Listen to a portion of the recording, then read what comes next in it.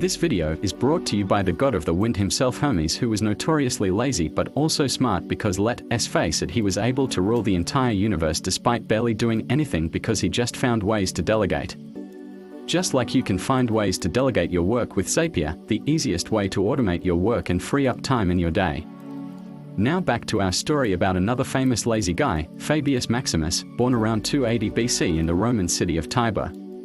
Little is known about his early life, which isn't surprising given that he wasn't actually all that important. He came from a relatively minor aristocratic family without much name recognition or power.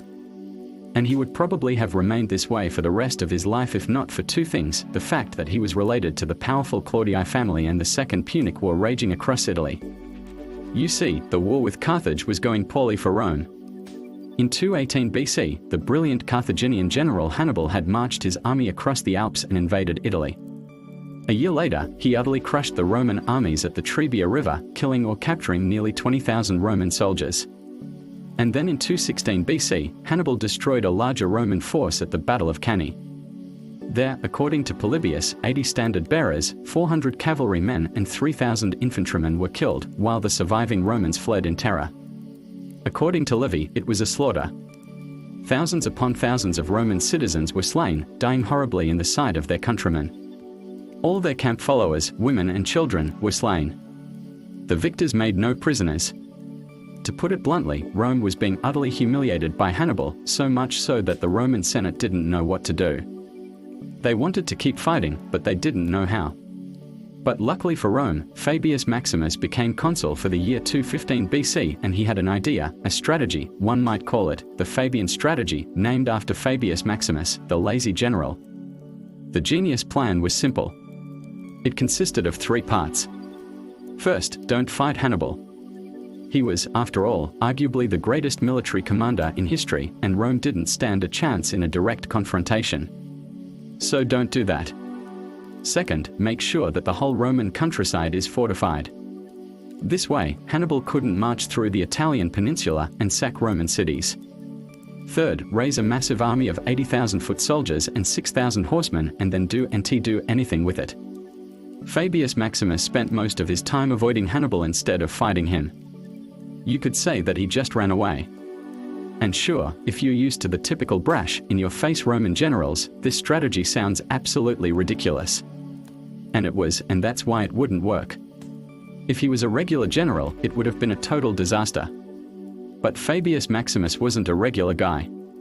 He was the original smart, lazy person. He had seen how the war was going and knew that Rome couldn't win against Hannibal head-on. So he avoided the hard way and took the easy way instead.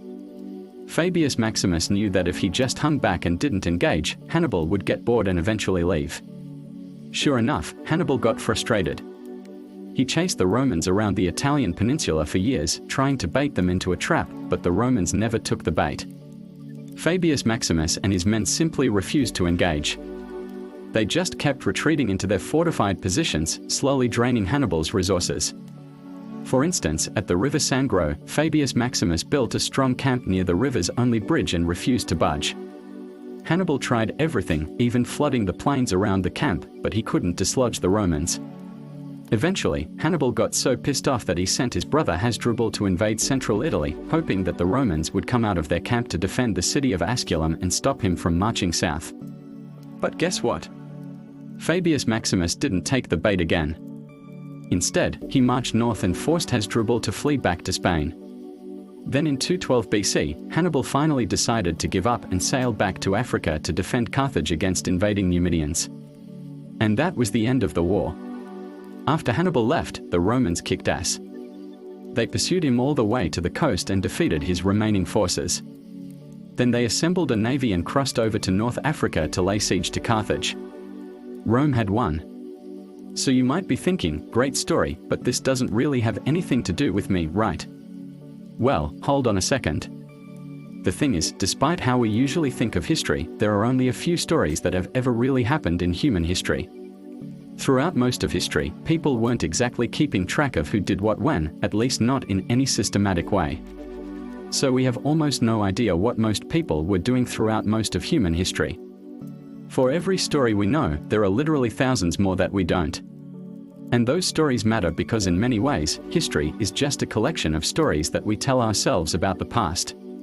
Stories that we think make sense of the world around us, stories that we think teach us lessons about the future, stories that we think can help us navigate the world around us.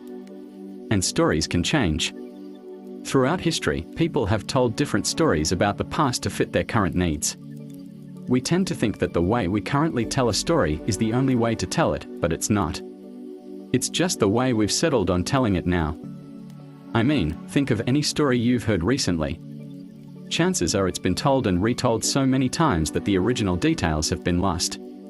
In fact, depending on who tells the story, some details may be added, others removed. Now imagine if you only heard these retellings. You would have no idea who actually did what when. You would only have this collection of sometimes contradictory stories. That's what most of history is like. We don't know who really did what when. We only have stories about people and events. And here's the thing, the stories we tell shape how we see the world around us. I mean, think about it. Why do we remember the stories we do? Because they teach us something about the world. They offer some kind of explanation for why the world is the way it is. And that's why it's so important that we understand how those stories change over time. Because if we don't, we risk falling prey to the same cognitive biases that our ancestors fell prey to thousands of years ago. Back in the day, people believed that earthquakes happened because the gods were angry at humans. Because the story of an earthquake caused by tectonic plates made more sense than the story of an earthquake caused by the gods. Even though there's no such thing as an earthquake caused by the gods. They just made more sense. Today, people believe that the reason countries go to war is because one country wants to dominate the other. Because the story of countries going to war because they want to dominate other countries makes more sense than the story of countries going to war because of complex global systems that cause war. Even though there's no such thing as a country going to war just because it wants to dominate the other. They just make more sense. But you can avoid falling prey to these cognitive biases. I mean, just consider this story about Fabius Maximus, the lazy general. When I first heard it, I thought it was a great story. It taught me that sometimes the smartest move is to run away. But the more I thought about it, the more I realized that this story was only possible because of the audience that was hearing the story. When Fabius Maximus developed his strategy, he knew that the Romans would love it. And that's why he was able to implement it. In fact, he was elected consul for another year after his first term ended. But imagine if he told this exact same strategy to the Spartans. They would have laughed in his face. Sparta was all about action. It was the warrior culture of ancient Greece, whereas Rome was all about tradition and custom. That's why the Romans loved Fabius Maximus's strategy, because it allowed them to continue doing things the way they had always done them. But you can spot these kinds of stories. You just need to ask yourself, why is this story only possible because of the audience that's hearing it? How does the audience influence the story that's being told? Once you start asking these kinds of questions, you realize that there are actually a lot of stories that you've never heard before. But anyway, thanks for watching.